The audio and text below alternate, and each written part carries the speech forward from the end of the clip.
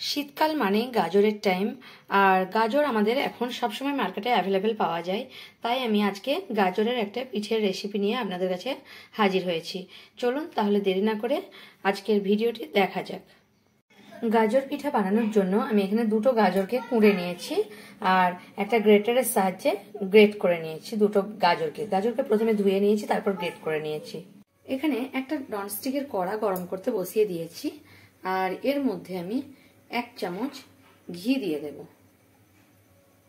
ঘিটা গরম হলে আমি এই গাজরটা ঘিয়ের উপরে দিয়ে দেব। আর আমি গাজরটাকে ঘিয়ের উপরে দিয়ে দিলাম। মিডিয়াম ফ্লেমে রেখেছি গ্যাসের ফ্লেমটাকে। এখন আমি পুরো গাজরটাই দিয়ে দিচ্ছি। দুটো গাজর কেটে নিয়েছি। এবারে মিডিয়াম ফ্লেমে রেখে গাজরটাকে আমি একটু ভেজে নেব ঘিয়ের সঙ্গে। এখানে 4 থেকে 5 মিনিট মিডিয়াম ফ্লেমে গাজরটাকে আমি ভেজে নিলাম। এবারে আমি এখানে 2 কাপের মতো গরম করে রাখা দুধ, মানে ভালোভাবে ফুটিয়ে রেখেছি, সেই দুধ আমি 2 কাপ মতো দিয়ে দিচ্ছি এখানে।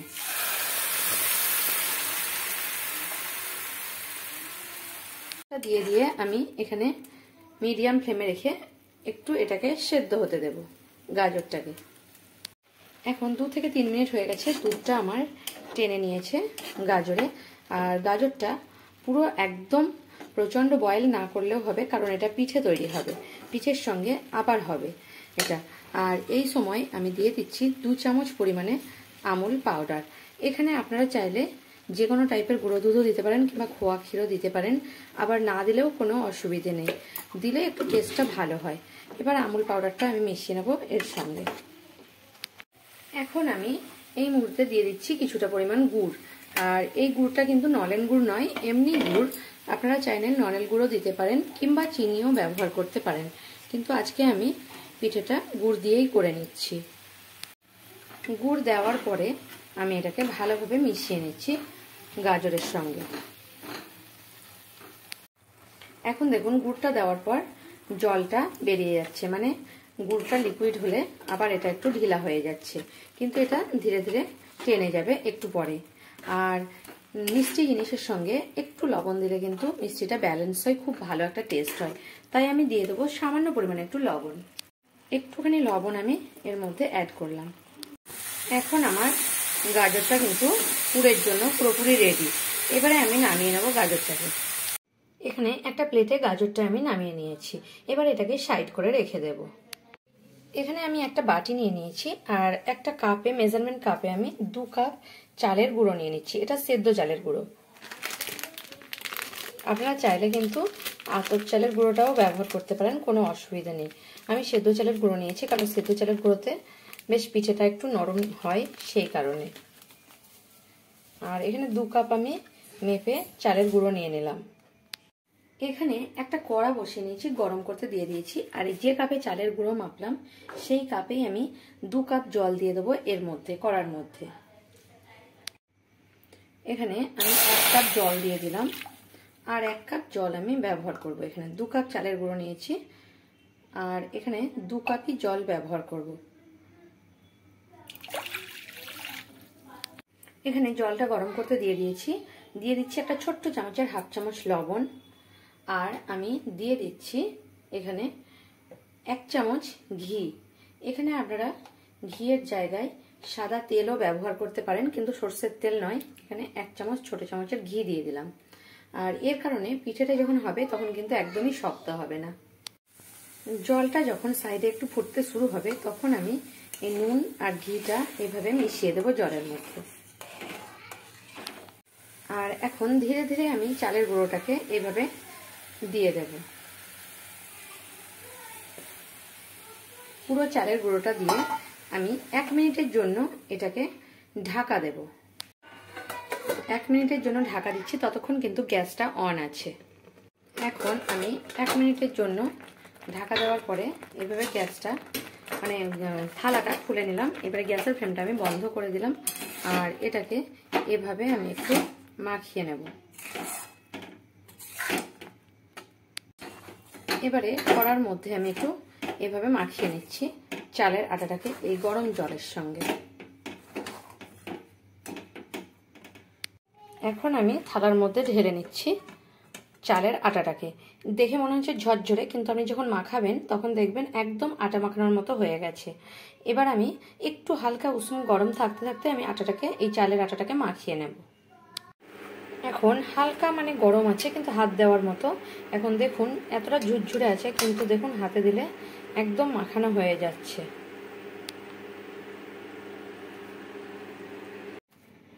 এভাবে আমি কিন্তু একদম আটার যেভাবে ডো হয় সেরকম ভাবে মাখিয়ে নিচ্ছি। এভাবে আমি আটার মতো দোল নিয়েছি ভালোভাবে। এবারে এটাকে আমি দেখাচ্ছি কি করব। এখানে আমি চালের আটাটাকে মাখিয়ে দুভাগে ভাগ করে নিয়েছি। এখানে এক ভাগ নিয়ে নিয়েছি, এখানে দুভাগ নিয়ে নিয়েছি। এবারে আমি একটু ফুড কালার মিশিয়ে নেব। এখানে আমি ইয়েলো কালার নিয়ে নিয়েছি, ফুড কালার, কেকের কালার, আর এটাই আমি একটু মিশিয়ে নেব। এই যে কালারটা নিয়ে নিয়েছি, এটা আমি একটু এর সঙ্গে মিশিয়ে নিচ্ছি।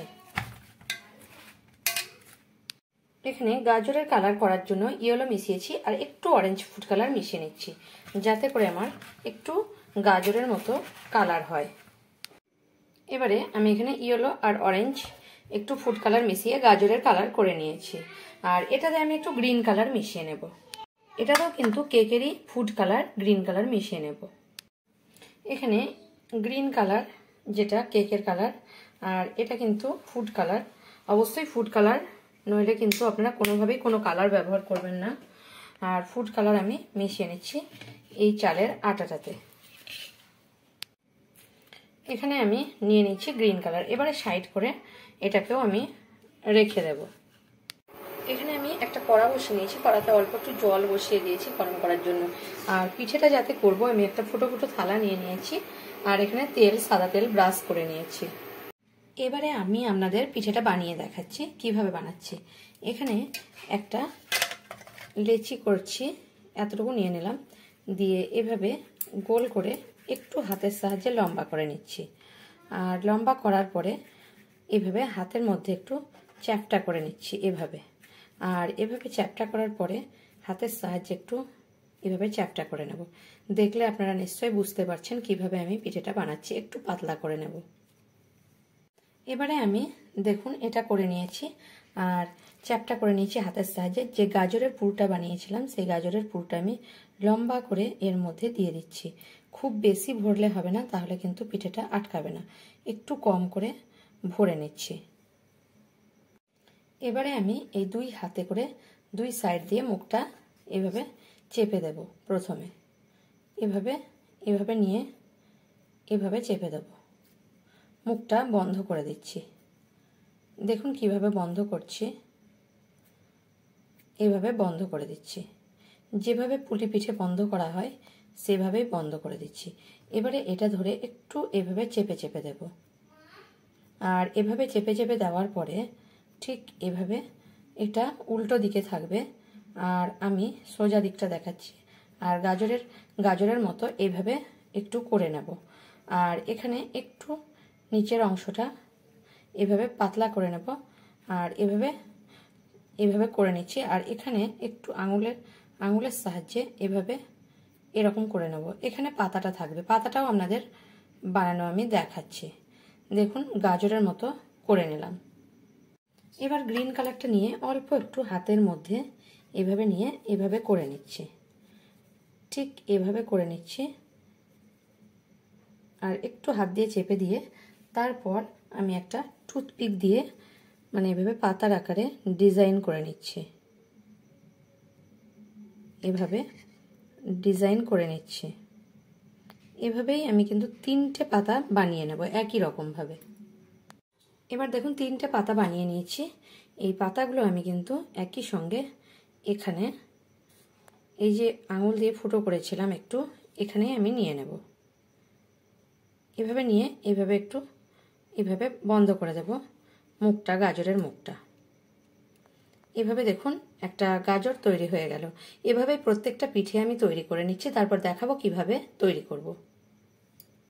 দেখুন এখন পিঠেগুলোকে আমি বানিয়ে নিয়েছি, গাজর পিঠেগুলোকে। এবার কাঠি দিয়ে একটু হালকা হালকা এভাবে দিয়ে দেব। গাজরের গায়ে যেরকম দাগ থাকে সেরকম, তার জন্য হালকা হালকা এভাবে দিয়ে দিচ্ছি। দেখুন এভাবে দাগ দাগ দিয়ে নিয়েছি। এবারে আমি স্টিম করতে বসিয়ে দেবো এটাকে। 5 থেকে 7 মিনিটের মধ্যে পিঠেগুলো আমার তৈরি হয়ে যাবে। আমি স্টিমে বসিয়ে দিচ্ছি। এবারে জলটা আমার গরম হয়ে গেছে, এখন আমি এখানে স্টিমে বসিয়ে দিচ্ছি আর এটাকে ঢাকা দিয়ে দেব। এবারে আমি ঢাকা দিয়ে দিলাম আর 5 থেকে 6 মিনিট পরে আপনাদের খুলে দেখাবো। এখন আমার 5 মিনিট হয়ে গেছে, এখন আমি ঢাকাটা খুলে নেব। আমার পিঠেগুলো কিন্তু হয়ে গেছে, দেখলে একটা আপনারা বুঝতে পারছেন।